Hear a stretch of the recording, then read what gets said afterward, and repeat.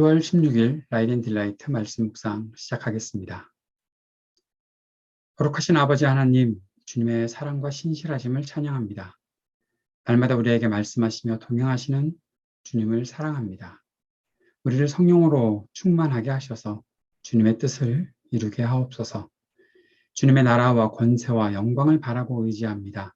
주님께 기도하며 주님과 동행하는 은혜를 누리게 하옵소서. 예수님 이름으로 기도합니다. 아멘.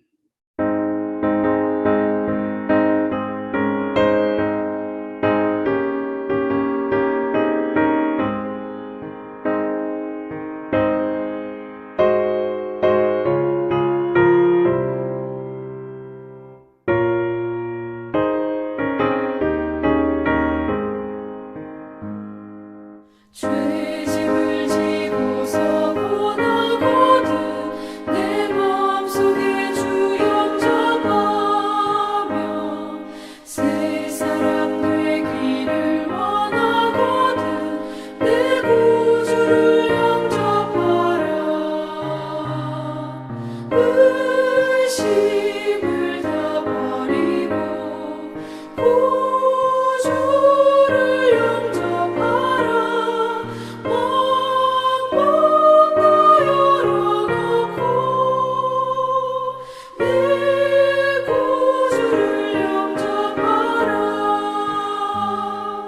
정결케 되기를 원하거든 내 마음속에 주 영접하며 생명수 마시기 원하거든 내 구주를 영접하라. 의심을 다 버리고 구주를 영접하라. 마음문 다 열어놓고 내 구주를 영접하라.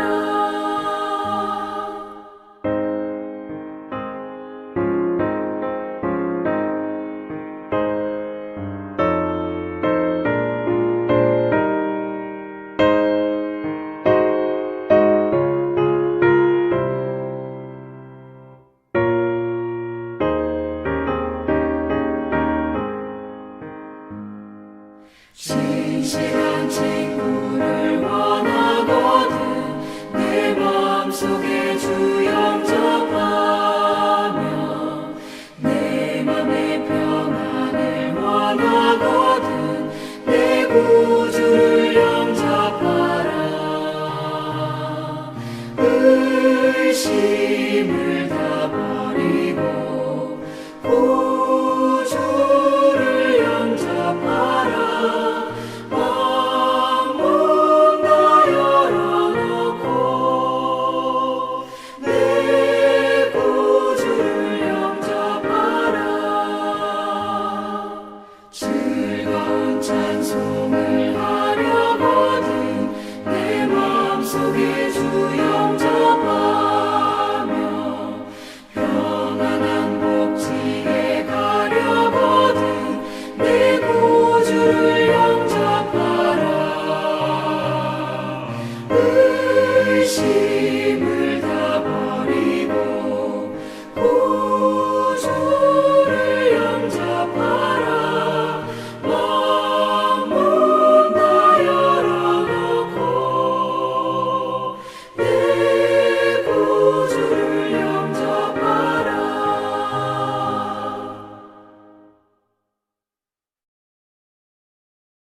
사무엘상 25장 1절에서 22절까지의 말씀입니다. 사무엘이 죽음에 온 이스라엘 무리가 모여 그를 두고 슬피 울며 라마 그의 집에서 그를 장사한지라. 다윗이 일어나 바란 광야로 내려가니라. 마온에 한 사람이 있는데 그의 생업이 갈멜에 있고 심히 부하여 양이 3,000마리요 염소가 1,000마리이므로 그가 갈멜에서 그의 양털을 깎고 있었으니 그 사람의 이름은 나발이요 그의 아내의 이름은 아비가일이라. 그 여자는 총명하고 용모가 아름다우나 남자는 완고하고 행실이 악하며 그는 갈렙 족속이었더라. 다윗이 나발이 자기 양털을 깎는다 함을 광야에서 들은지라. 다윗이 이에 소년 10명을 보내며 그 소년들에게 이르되 너희는 갈멜로 올라가 나발에게 이르러 내 이름으로 그에게 문안하고 그 부하게 사는 자에게 이르기를 너는 평강하라 내 집도 평강하라 내 소유의 모든 것도 평강하라 내게 양털 깎는 자들이 있다 함을 이제 내가 들었노라 내 목자들이 우리와 함께 있었으나 우리가 그들을 해하지 아니하였고 그들이 갈멜에 있는 동안에 그들의 것을 하나도 잃지 아니하였나니 내 소년들에게 물으면 그들이 내게 말하리라. 그런즉 내 소년들이 내게 은혜를 얻게 하라. 우리가 좋은 날에 왔은즉 내 손에 있는 대로 내 종들과 내 아들 다윗에게 주기를 원하노라 하더라 하라. 다윗의 소년들이 가서 다윗의 이름으로 이 모든 말을 나발에게 말하기를 마침에 나발이 다윗의 사환들에게 대답하여 이르되 다윗은 누구며 이새의 아들은 누구냐? 요즘에 각기 주인에게서 억지로 떠나는 종이 많도다. 내가 어찌 내 떡과 물과 내 양털 깎는 자를 위하여 잡은 고기를 가져다가 어디서 왔는지도 알지 못하는 자들에게 주겠느냐 한지라. 이에 다윗의 소년들이 돌아서 자기 길로 행하여 돌아와 이 모든 말을 그에게 전하매 다윗이 자기 사람들에게 이르되 너희는 각기 칼을 차라 하니 각기 칼을 차매 다윗도 자기 칼을 차고 400명 가량은 데리고 올라가고 200명은 소유물 곁에 있게 하니라. 하인들 가운데 하나가 나발의 아내 아비가일에게 말하여 이르되 다윗이 우리 주인에게 문안하러 광야에서 전령들을 보냈거늘 주인이 그들을 모욕하였나이다. 우리가 들에 있어 그들과 상종할 동안에 그 사람들이 우리를 매우 선대하였으므로 우리가 다치거나 잃은 것이 없었으니 우리가 양을 지키는 동안에 그들이 우리와 함께 있어 밤낮 우리에게 담이 되었습니다. 그런즉 이제 당신은 어떻게 할지를 알아 생각하실지니 이는 다윗이 우리 주인과 주인의 온 집을 해하기로 결정하였음이니이다. 주인은 불량한 사람이라 더불어 말할 수 없나이다 하는지라. 아비가일이 급히 떡 200덩이와 포도주 2가죽 부대와 잡아서 요리한 양 5마리와 볶은 곡식 5사와 건포도 100송이와 무화과 뭉치 200개를 가져다가 나귀들에게 싣고 소년들에게 이르되 나를 앞서가라 나는 너희 뒤에 가리라 하고 그의 남편 나발에게는 말하지 아니하니라. 아비가일이 나귀를 타고 산 호젓한 곳을 따라 내려가더니 다윗과 그의 사람들이 자기에게로 마주 내려오는 것을 만나니라. 다윗이 이미 말하기를 내가 이자의 소유물을 광야에서 지켜 그 모든 것을 하나도 손실이 없게 한 것이 진실로 허사라. 그가 악으로 나의 선을 갚는도다. 내가 그에게 속한 모든 남자 가운데 한 사람이라도 아침까지 남겨두면 하나님은 다윗에게 벌을 내리시고 또 내리시기를 원하노라 하였더라. 사무엘이 죽었습니다. 이스라엘을 위해 기도하며 하나님의 뜻을 전하던 위대한 사역자도 인생을 마감할 때가 있다는 것을 알게 합니다. 백성이 하나님을 버리고 왕을 달라고 했을 때 슬픈 마음으로 주님께 기도하고 주님의 말씀을 따라서 사울을 왕으로 세웠던 사무엘이었습니다. 그리고 사무엘은 주님께서 불순종하시는 사울의 왕권이 박탈되었다는 것을 2번이나 사울에게 알렸습니다. 다윗을 왕으로 세우기 위해 기름을 부었고 하나님의 뜻을 이루기 위해 애쓰며 살았던 사무엘이었습니다.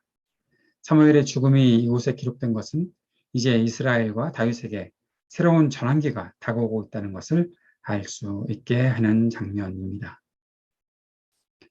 25장에서는 다윗이 아비가일을 만나는 장면이 나타나 있죠.